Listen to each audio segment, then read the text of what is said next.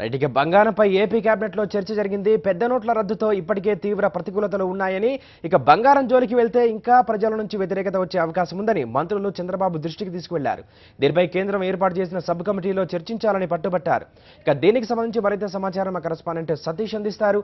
సతీష్, చెప్పండి, ఏపీ కేబినెట్లో బంగారంపైనే దృష్టి కేంద్రీకరించినట్టుగా తెలుస్తోంది. ఎందుకని? చంద్రబాబు ఆలోచన ఎలా ఉంది? అసలు మంత్రులు ఏమంటున్నారు? నరేష్, ఆంధ్రప్రదేశ్ కేబినెట్ పూర్తిగా డిమానిటైజేషన్ పట్ల ఎదురవుతున్న సమస్యల పట్ల పూర్తి వ్యతిరేక భావాన్ని ఒక ఆందోళన వ్యక్తం చేసిందని చెప్పొచ్చు. ఎందుకంటే వాడి చర్చ జరిగింది.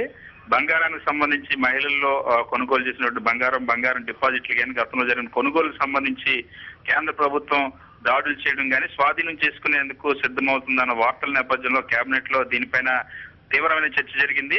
మొత్తం మంత్రులందరూ కూడా, ముగ్గురు మహిళా మంత్రులతో పాటు మొత్తం ఉన్నటువంటి మంత్రులందరూ కూడా దీనిపైన తీవ్రమైన వ్యతిరేకత వ్యక్తం చేసి ఏకగ్రీవంగా ఎట్టి పరిస్థితుల్లో కూడా మహిళలు బంగారం జోలికి రాకూడదు అన్న ఒక అభిప్రాయాన్ని ఏకగ్రీవంగా వ్యక్తం చేస్తారు. అంతేకాకుండా ఏదైతే క్యాష్లెస్ డిజిటల్ ట్రాన్సాక్షన్ సంబంధించి సబ్ కమిటీకి చంద్రబాబు నేతృత్వం వహిస్తున్నారో, చంద్రబాబు ఈ విషయాన్ని కేంద్రం దృష్టికి తీసుకెళ్లాలి, ఎట్టి పరిస్థితుల్లో బంగారం జోలికి రాకుండా ఒత్తిడి తీసుకురావాలని కూడా సీఎం చంద్రబాబుకి తమ నిర్ణయాన్ని మంత్రులంతా కూడా చెప్పారు.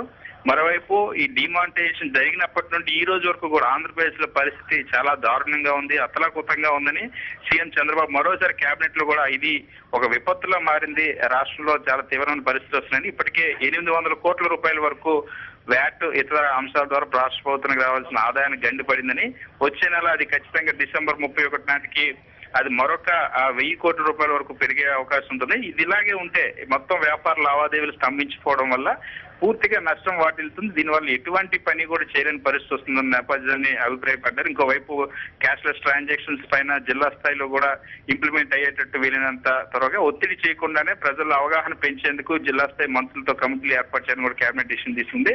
ప్రధానంగా దీంతో పాటు 3.5 లక్షల వరకు పెన్షన్లు కొత్తగా మంజూరు చేయాలి. ప్రధానంగా నోట్ల రద్దుకు సంబంధించి సీఎం చంద్రబాబు ఒక ఆసక్తికరమైన కామెంట్ కూడా చేశారు. మొదట 2 రోజులు కూడా ఇది మంచి నిర్ణయం, దీనివల్ల దేశం అభివృద్ధి చెందుతుంది, అవినీతి తగ్గుతుందని ఆశించాం. కానీ ఇప్పుడిప్పుడు ప్రజలు ఎదుర్కొంటున్న సమస్యలు కానీ జరుగుతున్న ఇన్సిడెంట్స్ చూశాక దీనివల్ల లాభం కంటే కూడా నష్టమే ఎక్కువ జరుగుతుందని సాక్షాత్తు ముఖ్యమంత్రి చంద్రబాబు నాయుడే కేబినెట్ అభిప్రాయపడినట్టు తెలుస్తుంది. అందుకే ఈ మధ్యకాలంలో చంద్రబాబు మాట్లాడుతున్న వైఖరికి భిన్నంగానే ఏదైతే మొదట్లో స్వాగతించి తర్వాత దీనివల్ల సమస్యలు వస్తున్నాయని నెగిటివ్ ఇంప్రెషన్ వచ్చేలా మాట్లాడారు. అదే కొనసాగింది ఇవాళ కేబినెట్ లో కూడా. సో ఒక విధంగా ఒక దశ నెగిటివ్ ఇంప్రెషన్ డిమానిటైజేషన్ వల్ల ఏపీ కేబినెట్ వ్యక్తం చేసింది.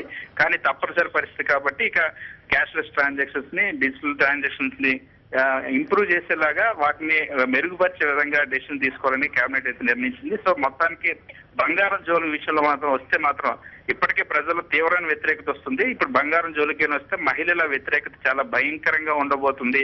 ఇది కేంద్రానికి నివేదించండి అని ఒక సీరియస్ హెచ్చరిక ఆంధ్రప్రదేశ్ కేబినెట్ కేంద్రానికి ఇవ్వబోతుంది. సో